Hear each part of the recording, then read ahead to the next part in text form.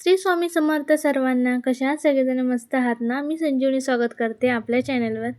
तर काल मी रात्री हेअर कट केला होता आणि थोडे केस ऑइली होते म्हणून पुन्हा आज केस वगैरे धुतले आणि दीदी माझी सेटिंग वगैरे करून देत होती.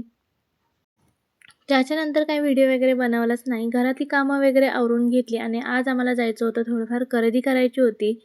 त्यासाठी बाहेर जायचं होतं आणि आज श्री घरी असल्यामुळे आम्ही आजच जायचं असं ठरवलं होतं आणि दीदी, मी आणि स्वामी आज महाद्वार रोडला जाणार होतो. आमचं खरेदीचं एकच ठिकाण महाद्वार रोडला. तिथे छान स्वस्त आणि मस्तही वस्तू भेटतात आणि मागायचं वगैरे असेल ना, तर छान असं मागायला वगैरे भेटतात.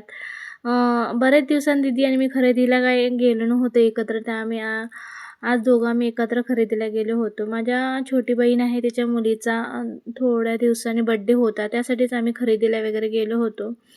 थोडीफार ड्रेस वगैरे काही खरेदी करायची होती, ती खरेदी वगैरे करून घेतली. खरेदी करायला जायला आम्हाला निघायलाच वेळ झाला होता, त्यामुळे जास्त काही व्हिडिओ वगैरे केला नाही. जेवढं जमेल तेवढं पटपट आवरून घेतलं, कारण दीदीला घरी येऊन एक क्लायंट होता फेशियलचा, त्यामुळे तिला जायचं होतं. त्यामुळे जास्त वगैरे काही फिरलं नाही. जेवढं आम्हाला वस्तू घ्यायच्या होत्या तेवढ्या वगैरे घेतलं आणि जाता जाता स्वामींचं दर्शन वगैरे घेतलं आणि घरी गेलो. इथे रोडवरच स्वामी समर्थांचं मंदिर होतं, त्यामुळे छान असं रोडवरूनच दर्शन घेतलं, प्रसाद घेतला आणि लगेचच आम्ही निघालो. दुसऱ्या दिवशी आता व्हिडिओ केला होता आणि दुसऱ्या दिवशी दीदीचा जो क्लायंट होता ना, त्यांच्या तिथे बारसा होता, त्यामध्ये आम्ही बारशाला गेलो होतो. आता इथे जायला सुद्धा मी नाही करत होतो, पण दीदी मला जबरदस्तीने घेऊन गेली होती आणि इथे सर्व कार्यक्रम आवरला होता आणि शेवट आम्ही इथे गेलो होतो आणि थोडा वेळ वगैरे बसलो आणि लगेच जेवण वगैरे केलं आणि तिथून आम्ही लगेच निघून आलो. त्यानंतरही दीदीला सलूनमध्ये जायचं होतं, त्यामुळे तिथे पण जास्त वेळ काय आम्ही थांबलो नाही. आलो घरी, थोडा वेळ थांबलो आणि दीदीच्या सलूनमध्ये गेलो होतो. आज भाऊजींचा बड्डे होता, त्यामुळे मला दीदी बोलली होती, चल माझ्यासोबत येताना थोडीफार डेकोरेशनचं खरेदी करायची होती, त्यामुळे दीदी बोलली चल जाऊया म्हणून. आणि आम्ही सलूनमध्ये गेले तर इथे स्वामीचं विस्कट करायचं चालू होतं, कारण सलूनमध्ये दीदीने थोडंफार काही नाही काय विकण्यासाठी वगैरे ठेवलं होतं. ते सर्व स्वामी विस्कटत होता आणि मी इथे खुर्चीमध्ये बसून निवांत फिरत होती खुर्ची, त्यामुळे मी निवांत इथं गोल गोल फिरत व्हिडिओ करत होती.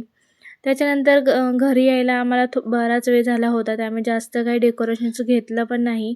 फुगे आणि बड्डेची जी नावाचं असतं ते घेतलं आणि घरी आलो तर परिचय डॅडू पण इथे आले होते आणि त्यामुळे लगेचच स्वयंपाक वगैरे करून घेतला.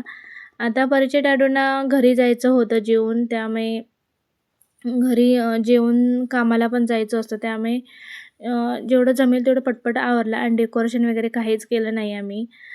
भाऊजींचा बड्डे आम्ही दीदीच्या तिथे ओपन टेरेस आहे, छोटासाच आहे पण छान आहे तिथे.